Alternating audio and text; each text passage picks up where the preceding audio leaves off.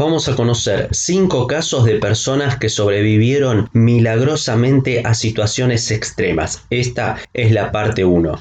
Comenzamos con el caso de Matthew Allen, este joven australiano que de repente desapareció de su casa. Tenía un pequeño retraso madurativo y la preocupación de los padres comenzó al ver que no había ninguna modificación en sus cuentas bancarias y que tampoco se había llevado su celular. Estuvieron mucho tiempo temiendo lo peor. Así y todo, a los 2 meses apareció Matthew Allen. Fue descubierto demacrado, cansado y cubierto de sanguijuelas en medio de matorrales en el norte de la ciudad de Sydney. Y aunque había habido incendios en pleno bosque y se habían realizado búsquedas extensas en toda la zona desde su desaparición, la policía no había podido encontrar ningún rastro de Allen, pero sí lograron ese objetivo 2 excursionistas que lo vieron acostado encima de un matorral y estaba curiosamente a menos de 2 kilómetros de su casa.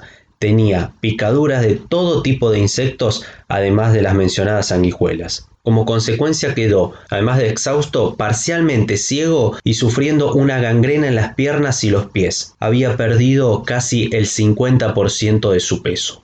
Julián Kopke, una joven peruana, el 24 de diciembre de 1971, junto con su madre María, se dirigieron al aeropuerto en Lima, Perú, junto a otras 90 personas para abordar un cuatrimotor correspondiente al vuelo 508 con destino a la ciudad de Pucallpa, donde su padre, que trabajaba allí, las esperaba para celebrar la Navidad. Cuando sobrevolaban la selva del Amazonas, se formó una tormenta con fuertes vientos y lluvia, y la voz de una azafata fue la que terminó salvándole la vida, justo cuando decía abróchese sus cinturones. Las sacudidas fueron muy violentas y antes de que el avión cayera, ella salió despedida junto con su butaca.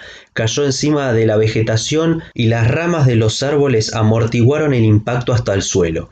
Estuvo inconsciente unas 3 horas y cuando se despertó a la mañana siguiente se encontraba rodeada de la más densa selva. Alrededor suyo había solo cadáveres y restos del avión. Solamente había sufrido un corte en el brazo, una herida en su hombro, un ojo morado y una clavícula rota. Julián pasó 2 días tratando de buscar ayuda, pero no encontraba. Atravesó manglares. Sorprendentemente, los cocodrilos ni siquiera se acercaron para atacarla. Tras 10 días de caminata por la jungla, finalmente llegó a un río navegable y caminó hasta encontrar una choza, junto con una canoa, que era utilizada por los cazadores. No quiso robar la canoa y esperó varias horas hasta que los propietarios llegaran de vuelta. Lo que sí, tomó un poco de combustible y se roció para intentar limpiar las heridas que estaban llenas de larvas de moscas y parásitos.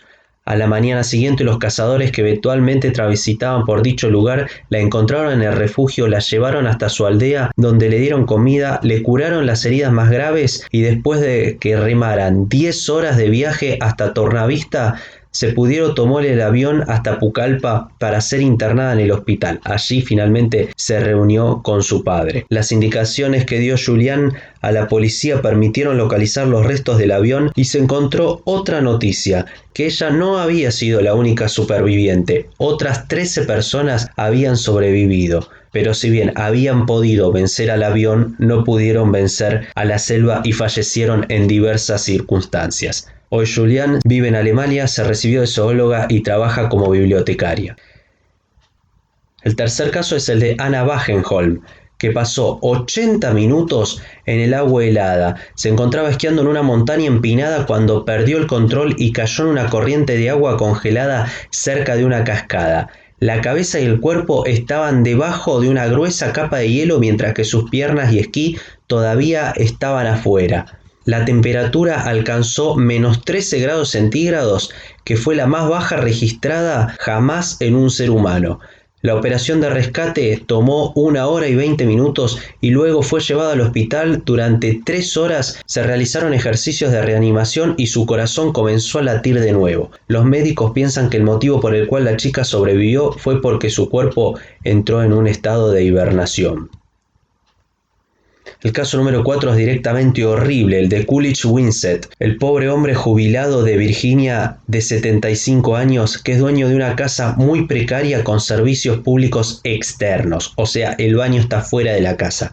Un día Él fue a la letrina y el piso que estaba debajo de él se rompió porque la madera estaba podrida y cayó al pozo que se encontraba debajo, o sea, al pozo ciego, al pozo de la bosta. Había un problema. Unos años antes él había sufrido un derrame cerebral y como consecuencia se le había amputado parte de su pierna y un brazo se encontraba inmóvil, o sea, no era capaz de salir por sus propios medios. Durante 3 días Winsett permaneció en el pozo, pero de casualidad apareció el cartero que simplemente iba a llevar una carta. Oyó sus débiles gritos de ayuda y fue el encargado de rescatarlo. El anciano estuvo a punto de morir por respirar gases venenosos y también había sido mordido por ratas y se encontraba agotado por la falta de sueño de 3 días, hambre y estrés. Y si el anterior te pareció horrible, dejé la peor para el final, el caso de Douglas Mason. En 1912, 3 científicos australianos estaban realizando una expedición en la Antártida. En su camino de regreso, uno de ellos cayó en una hendidura junto con la mayoría de los suministros y murió. Para regresar a la base, los 2 científicos que sobrevivieron, Douglas Mason y Xavier Meritz, tuvieron que caminar 500 kilómetros en el desierto helado. Lo peor es que solamente tenían alimento para una tercera parte de su viaje, por lo que los científicos tuvieron que comerse a sus propios perros. Igualmente, con el correr de los días, Meritz murió de hambre y agotamiento. Mawson sufrió una terrible congelación en toda su piel, en su cuero cabelludo, sus pies estaban sangrando y sus heridas se estaban pudriendo. Pero igualmente el científico llegó a la base. Si pensaban que todo había terminado ahí, no, lo esperaba otra mala noticia. El Aurora, el barco que se suponía que lo iba a llevar de regreso a la casa, había salido 5 horas antes. Mawson tuvo que esperar el próximo barco que ¿cuánto tardó? Nada, solamente 10 meses. Gracias por haber visto el video, nos vemos el próximo viernes.